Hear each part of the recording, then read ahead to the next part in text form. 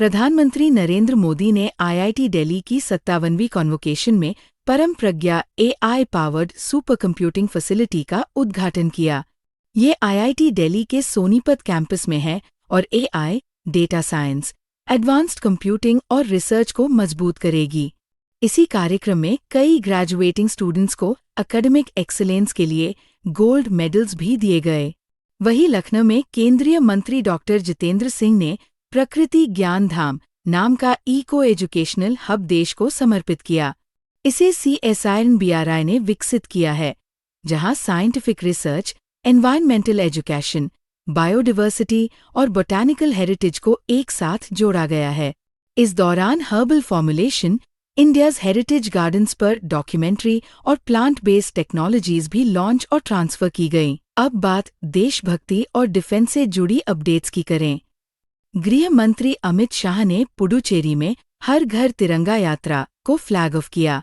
इसका उद्देश्य लोगों को तिरंगा के साथ जोड़ना और यूनिटी, सॉवरेनिटी और नेशनल आइडेंटिटी की भावना को मजबूत करना है।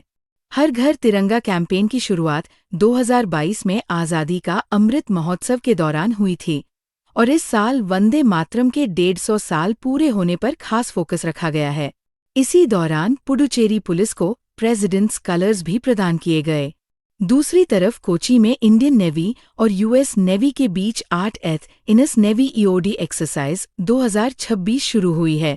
10 से 14 अगस्त तक चलने वाली इस एक्सरसाइज में दोनों देशों की स्पेशलिस्ट डाइविंग और EOD teams cross training, equipment demonstrations और प्रैक्टिकल एक्सरसाइजेज के जरिए अपनी ऑपरेशनल कोऑर्डिनेशन मजबूत करेंगी। स्टार्टअप और डिजिटल टेक्नोलॉजी के क्षेत्र में भी कई बड़ी डेवलपमेंट हुई है। बिट ने cash free payments, Darwin Dynamics, वल्टर इंडिया, कार्स 24 और काउंसिल फॉर स्टार्टअप इंडिया के साथ 5 मूव्स किए हैं।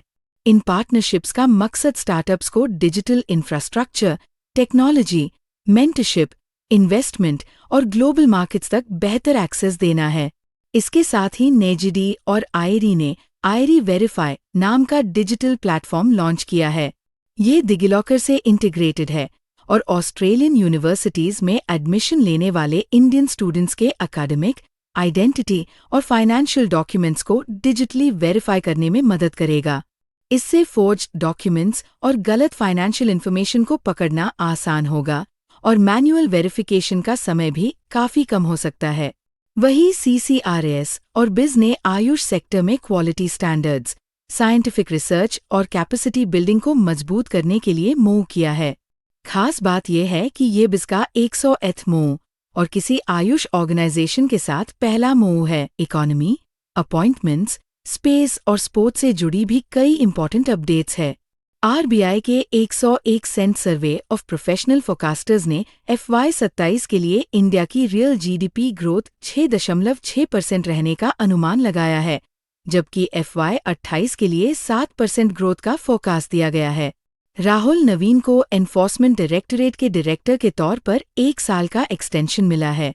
साइंस और स्पेस में एस्ट्रोबेस स्पेस टेक्नोलॉजीज ने इंडिया का पहला privately developed 800 kN FFSC rocket engine Everest unveil किया है, जिसे reusable medium lift launch vehicles के लिए डेवलप किया गया है।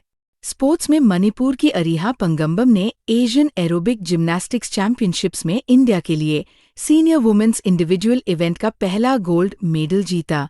वहीं 10 अगस्त को वर्ल्ड लायन डे और वर्ल्ड बायोफ्यूल डे मनाया गया, जिनका फोकस क्रमशः लायन कंजर्वेशन और रिन्यूएबल बायोफ्यूल्स के प्रति अवेयरनेस बढ़ाना है।